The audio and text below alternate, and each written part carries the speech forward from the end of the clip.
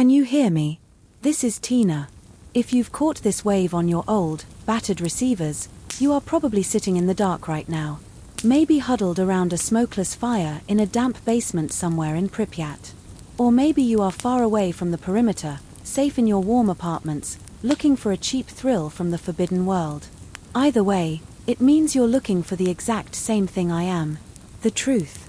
Or at least, the illusion that we aren't alone in this godforsaken place. You're listening to Voice of the Roof, my personal radio station, broadcasting from a makeshift antenna, somewhere in the very heart of the exclusion zone. Sit back. Pull your sleeping bag closer. Pour yourself some hot tea from the thermos. We have about half an hour before the heavy lead clouds over the power plant shift and block the signal completely. Today, I'm going to tell you a story that kept my dosimeter dead silent. But it made my heart pound so hard, I thought it would shatter my ribs. A story that made me feel like I was standing right on the edge of an open, burning reactor. Do you know what it really smells like here in the late fall? No, not like radiation. Radiation doesn't have a scent, or a taste, or a color. No matter what the illegal tourists, or the rookies who've watched too many science fiction movies, will try to tell you. It smells like wet, crumbling concrete. Like black rust eating away at forgotten machinery. It smells like wild, bitter apples that fall into the tall grass, because there is no one left around to gather them. And it smells like an absolute, deafening, heavy silence. The zone isn't just a place on a map, fenced off with rows of rusty barbed wire and military checkpoints. It's not just a wasteland. It is a living, breathing organism. It breathes us in. It breathes our deepest fears. And most importantly, it feeds on our memories. A few days ago, I headed far north of the Yaniv station. There are several small villages out there that aren't even marked on the modern topographic maps anymore. They have simply dissolved into the creeping forest. The wooden roofs have collapsed, the roads are swallowed by moss, and nature has completely reclaimed what man left behind in a panic back in '86. I wasn't out there looking for rare artifacts to sell to the scientists. I wasn't tracking mutants or looking for a stash of old weapons. I was looking for silence. The kind of absolute isolation you can only find when you are miles away from the nearest living soul. Sometimes, it feels like I'm not here to survive. I am here just to be a witness. To watch over this quiet graveyard of a world. It was late evening when I reached my destination. That specific time of day when the temperature drops sharply, and the cold bites right through your jacket. And then, the fog descends. It's not a normal mist. It's a thick, heavy, milk-like fog that literally crawls out from the dead swamps.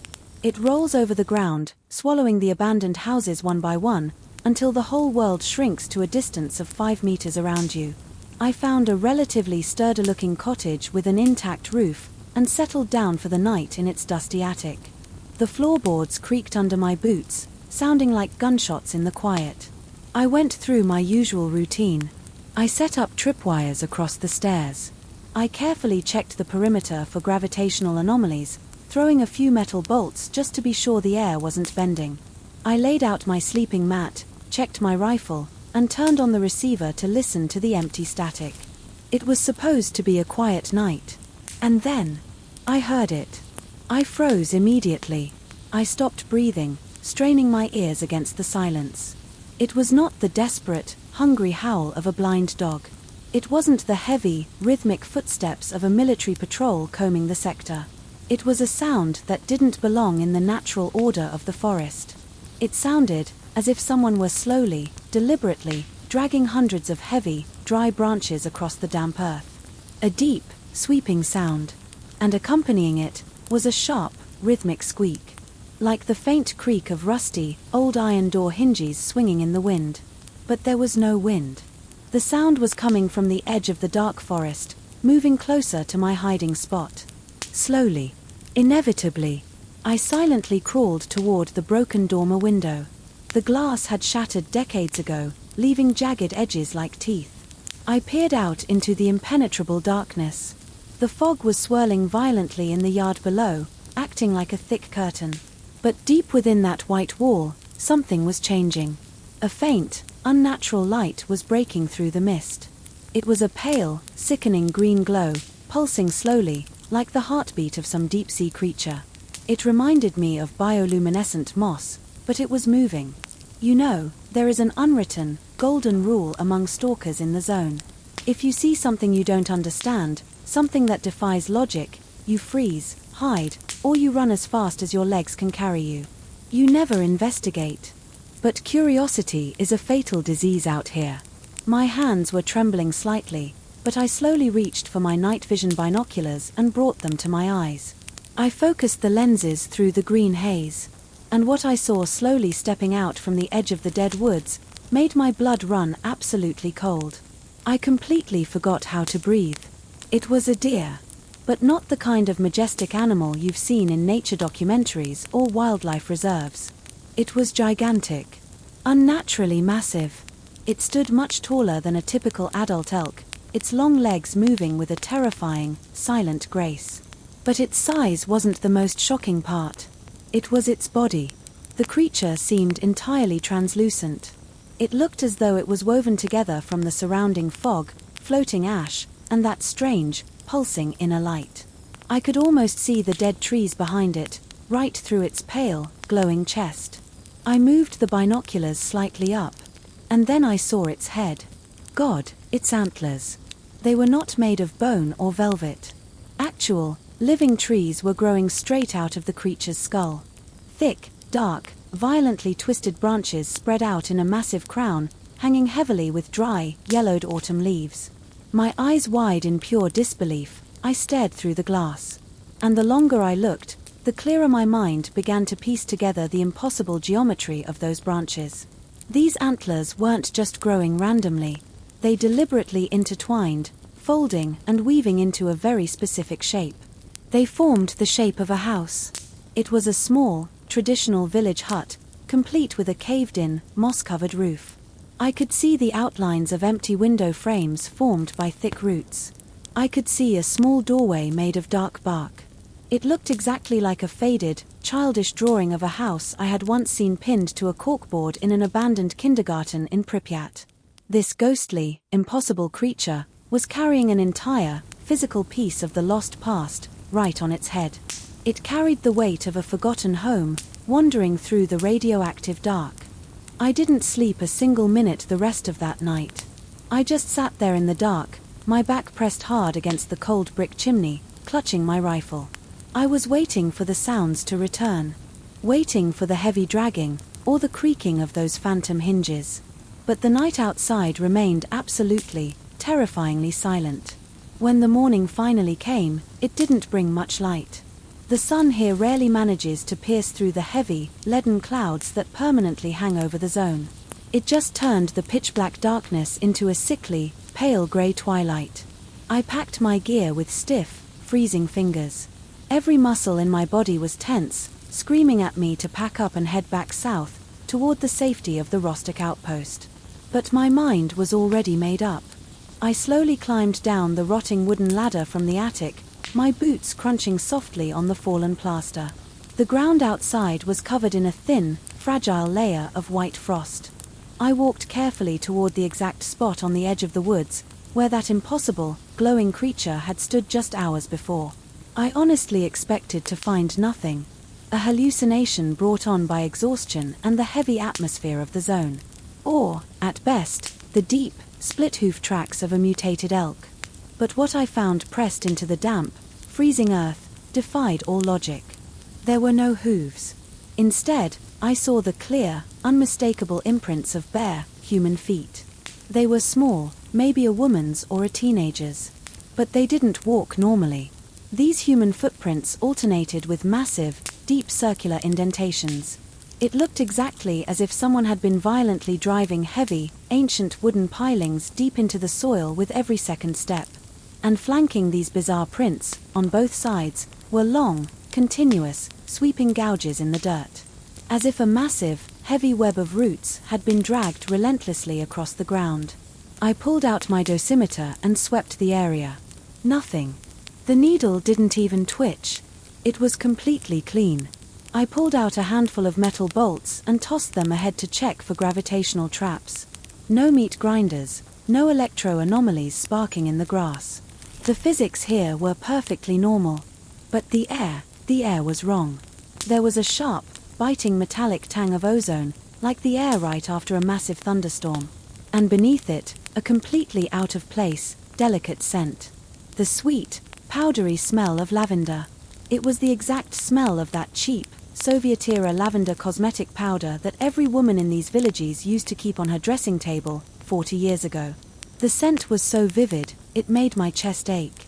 I made a decision that goes against every survival instinct heavily beaten into a stalker's brain. The oldest veterans at the Skadovsk will tell you, over a bottle of cheap vodka, that you never, ever follow a ghost in the zone. Phantoms are echoes. They are traps set by the zone to lure you into a blind alley, into a brain-scorcher field, or straight into an unmarked grave. But I felt, strangely calm. I knew, deep down in my bones, that this creature wasn't a predator. It was something entirely different. It was like a living flash drive. A vessel onto which the zone had downloaded its most painful memories. I adjusted my backpack, took a deep breath of that lavender-scented air, and stepped into the dense thicket, following the tracks. The trail led deep into the most overgrown part of the forest. The kind of place where the pine trees grow so incredibly close together, their branches interlock like twisted fingers, blocking out whatever miserable light the sky has left. Even at noon, it feels like a perpetual, suffocating twilight in there. I walked for hours, pushing through dead briars and climbing over massive, rotting trunks. And the entire time, the silence was absolute. There were no birds singing. No blind dogs howling in the distance. Not even the faint rustle of field mice in the dry leaves. Even the wind had completely died down. It felt as if the entire forest had held its breath, deliberately parting its branches to let me pass. To let me see what I was meant to see. Suddenly, the dense wall of trees broke. The bizarre footprints abruptly stopped at the edge of a small, hidden clearing. Right in the dead center of this clearing was a lake. But it wasn't a normal body of water. It was perfectly, mathematically round. And the liquid inside it was as black as spilled ink. It was so dark, so heavy, that it didn't even reflect the grey sky above. It simply absorbed all the light around it, like a massive, liquid void dropped into the middle of the forest. And standing on the opposite bank of this black mirror was the Forest King. I slowly crouched down behind the thick trunk of a dead, lightning-struck oak tree, and just watched. In the pale daylight, without the glowing fog to obscure him, the creature looked even more magnificent. And infinitely more terrifying. The house woven into his massive antlers was absolutely real. It wasn't an illusion of shadow and branches. It was a physical, tangible piece of a ruined home. I could clearly see the texture of the dark, cracked wood forming the walls. And the details. God, the details broke my heart. Clinging to the inner branches that formed the walls of the hut, I could see torn, faded scraps of old wallpaper. A pale yellow background with tiny, faded blue flowers. Hanging from a root that shaped a broken window frame was a piece of dirty, white lace tulle. It was fluttering very slightly, even though the air around us was completely dead and still. And then, I noticed something caught near the base of his right antler, tangled deeply in the hanging roots that draped over his pale, translucent face. It was a child's toy. A small, dirty plastic cheburashka, its big brown ears faded from decades of sun and radioactive rain. He lowered his massive, heavy head, the wooden beams creaking loudly, and began to drink from the black, ink-like water. The surface of the lake didn't even ripple as his mouth touched it. I must have shifted my weight. Or maybe my breathing hitched just a fraction too loudly. The creature stopped. He slowly raised his enormous head, the weight of the house shifting with a deep, wooden groan. He turned his neck. And he looked, directly at me. I stared into his face. But there were no eyes looking back at me. There were no irises, no pupils reflecting the dull grey light of the zone. Where his eyes should have been, there was only a swirling, chaotic, shifting emptiness. It looked exactly like the white, hissing static of a broken television screen, desperately tuned to a dead channel. And the very second our gaze locked, I felt a sharp, almost physical click deep inside my skull. It felt like a heavy, rusted iron switch had been violently thrown in the dark recesses of my brain. Immediately, the heavy military radio strapped to my chest rig hissed. It crackled loudly, breaking the absolute, suffocating silence of the forest. But I wasn't hearing the usual chaotic chatter of the duty faction patrols, or the desperate, static-filled pleas of stalkers caught in a blowout. I wasn't hearing the military on their encrypted frequencies. I was hearing voices. Dozens of them. Layered over one another, echoing through a terrifying tunnel of time. Galia, did you pack the warm clothes? They say it's only for 3 days, but look at the sky. Grab the passports. Galia, hurry. It was a woman's voice. Frantic. Terrified. The sound of heavy suitcases snapping shut echoed behind her words. Then, the audio shifted with a loud burst of static. Daddy, please, we can't leave Jack behind. He's crying on the chain. Please, let me take him on the bus. A little boy, sobbing uncontrollably. And in the background, the desperate, high-pitched barking of a dog that knew it was being abandoned to die. Static hissed again. And then, a voice that every single person born in this part of the world knows by heart. The cold, monotonous, metallic voice of the Soviet radio announcer from the spring of 1986. Attention, attention. Dear comrades. The City Council informs you that due to an accident at the Chornobyl atomic power station, an unsatisfactory radiation situation has developed. I desperately reached down with trembling fingers to rip the earpiece out. I grabbed the volume dial to shut it off. But my fingers brushed against empty plastic. The battery pack of my radio was completely disconnected. It had been disconnected since I went to sleep in the attic. The voices weren't coming from my radio. They were coming from him. They were projecting directly from the dark, cracked wood of the ruined house woven into his massive antlers. The dead, dry wood was acting like a speaker for the ghosts of the past. You see, we are all so foolish. We think the zone only mutates flesh and bone. We think it only twists the laws of physics, creating anomalies that can crush a man into a bloody sphere, or burn him to ash in a millisecond. But the zone is much more terrifying than that. It materializes pain. This impossible, glowing creature standing before me was a living, breathing monument. He was a monument to every single abandoned home, every broken family, every life violently uprooted and left behind in the radioactive dust. He carried the physical weight of that trauma on his head, and the memory had soaked so deeply into those wooden walls that it was bleeding out into the air. The Forest King slowly lifted a massive, translucent hoof, and he took a step toward me. He didn't walk around the black, ink-like lake. He stepped directly onto its surface. His hoof didn't break the water. It didn't create a single ripple. He walked across the liquid void as if it were solid, dark glass. My survival instincts finally screamed at me. I instinctively tightened my grip on the cold metal of my rifle. I tried to raise the barrel, to aim right between those static-filled eyes. But my arms completely refused to obey. I was paralyzed. But I wasn't paralyzed by a psychic attack from a controller mutant. And I wasn't paralyzed by fear. I was paralyzed by a sudden, violent, unbearable wave of absolute sorrow. It hit my chest so hard I literally gasped for air. I suddenly felt the collective, crushing grief of 50,000 people being forced onto evacuation buses, looking back at their homes for the very last time. The despair washed over me, drowning me, pressing me down into the freezing dirt. He took another step. The heavy wooden beams on his head groaned loudly. The faded tulle curtain fluttered just inches from my face.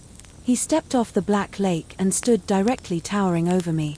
He was so unimaginably close that the pale, sickly green light pulsing under his skin illuminated my trembling hands. A wave of freezing, damp air washed over me. It smelled like a flooded basement, like rotting paper and lost childhoods. The voices echoing from his wooden crown grew louder. A cacophony of crying children, panicked mothers, barking dogs, and the relentless, mechanical drone of the evacuation broadcast. It was the Chornobyl prayer, made flesh and wood. He hadn't tracked me down to kill me. He wasn't a predator.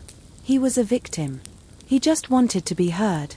He needed someone, anyone, to stand witness to the unbearable agony he was condemned to carry through these dead forests for eternity. My hands slowly relaxed. The heavy combat rifle slipped from my numb fingers and fell into the frosted grass with a dull thud. I looked up, staring directly into the terrifying, swirling white static of his eyes. Tears were streaming down my freezing cheeks, cutting warm paths through the dirt. And, without even realizing what I was doing, I opened my mouth. My voice was barely a rough, broken whisper, but in that absolute silence, it sounded incredibly loud. "I hear you," I whispered to the ruined house. "I hear you. And I remember you." The exact second those words left my cracked, freezing lips, the cacophony of terrified, echoing voices abruptly ceased. It was as if someone had violently pulled the plug on a massive, invisible amplifier. The sudden, absolute silence that rushed back into the clearing was so heavy, it actually made my ears ring with a high-pitched, painful whine. The desperate, high-pitched barking of the abandoned dog faded entirely into the damp air. The frantic mothers pleading with the evacuation soldiers, the crying children, the cold, metallic, heartless voice of the Soviet radio announcer. All of it was instantly swallowed back into the dark, rotting wood of the ruined house woven into his antlers. The giant, translucent creature froze completely. The chaotic, hissing white static that had entirely filled his hollow eye sockets began to slow down.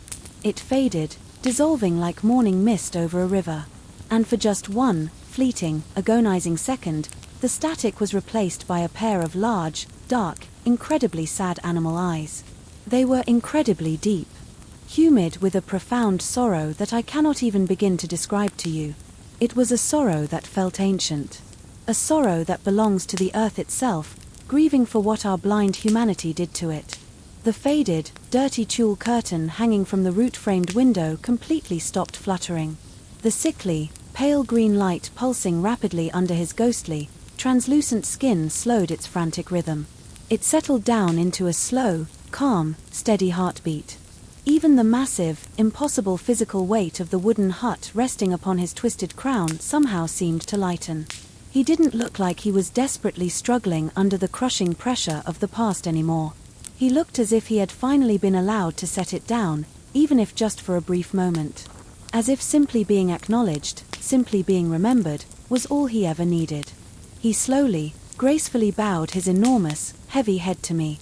It was a deliberate, solemn gesture of tragic acknowledgement. The old wooden beams creaked one last time, a deep, resonating sound like a sinking wooden ship settling into the ocean floor. Then, he turned his massive, glowing body away from me. He didn't rush. He didn't run. He stepped back onto the perfectly smooth, ink-black surface of the strange, circular lake. Again, his heavy hooves made absolutely no sound. No ripples spread across the dark mirror. No splashes broke the silence. He walked across the liquid void as easily and naturally as a man walks across a paved street. The thick, milk-like fog that had temporarily receded to the edges of the clearing slowly began to roll back in. It crawled heavily over the damp, frosted grass, rising up his translucent, glowing legs. I stayed kneeling in the freezing dirt, my hands completely empty, my rifle forgotten in the grass, just watching him go.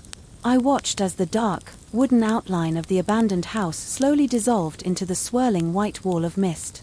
He faded away, layer by layer, until there was absolutely nothing left but the heavy, oppressive, suffocating silence of the dense northern forest. And the lingering, heartbreakingly sweet scent of cheap, Soviet-era lavender powder, slowly fading in the biting cold autumn air. I didn't move from that spot by the struck oak tree for the rest of the day. I sat there in the dirt until the pale grey twilight deepened into the pitch-black, terrifying night of the zone. I didn't feel the biting cold seeping through my heavy boots. I didn't feel the gnawing hunger in my stomach. I didn't even bother to check my dosimeter to see how many roentgens I was absorbing. I just sat there, staring blankly at the empty black lake, letting the profound, crushing sadness wash completely through me. I sat there until there were simply no tears left to cry. The people out there, living comfortably beyond the perimeter fences, the illegal tourists, the arrogant scientists, the strict military commanders, they all think they understand exactly what the zone is. They think it is a dangerous gold mine, full of miraculous, glowing artifacts that can cure deadly diseases or generate endless, clean energy. They think it is a thrilling, deadly safari park, filled with bloodsuckers, controllers, and terrifying chimeras ripped straight from a video game. They come here seeking pure adrenaline, or quick money, or military glory. But they are entirely, hopelessly blind. The zone is none of those things. The zone is a massive, overgrown, radioactive graveyard of human memories. It is a dark, twisted mirror reflecting our ultimate failure, our fatal hubris, and our profound, collective guilt. Sometimes, when the atmospheric pressure drops just right, and the invisible anomalies align perfectly in the dark, the zone takes those shattered memories, it takes that radioactive dust, and it pieces them together into something physical. It builds these impossible, tragic chimeras out of our forgotten, buried grief. The ghostly stag, carrying the ruined home as his crown. He is still out there, wandering eternally through the overgrown swamps and the dead, empty villages of the distant north. A permanent, glowing, ghostly sentinel, endlessly guarding the places we abandoned in our terrible panic. We are taught from the very first day we step over the wire to be terrified of what the radiation can do to our physical bodies. To fear the invisible, silent fire that burns your cells from the inside out. But out here, what you really need to fear is what the zone can do to your soul. If you ever wander deep enough into the uncharted northern sectors, and you encounter something impossible, something that completely defies all logic and sanity, looming in the creeping fog, don't be so quick to raise your assault rifle. Keep your trembling finger completely off the trigger. Do not shoot at the ghosts of the zone. Because it might not be a monster hunting for your flesh. It might just be someone's lost, desperately lonely memory, hopelessly trying to find its way back home. The small green light on my transmitter box is starting to blink rapidly. The heavy battery is finally dying. And the thick, radioactive storm clouds are rolling completely over the dead city of Pripyat, blocking out the last, faint light of the stars.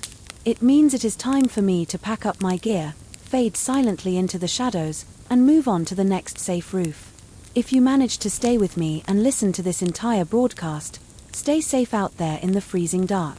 Keep your gas mask filters clean, watch your step carefully around the gravity traps, and always remember the ones who had to be left behind. This was Tina, broadcasting live on the Voice of the Roof frequency. Until the next time our signals cross in the static, fellow wanderers. End of transmission.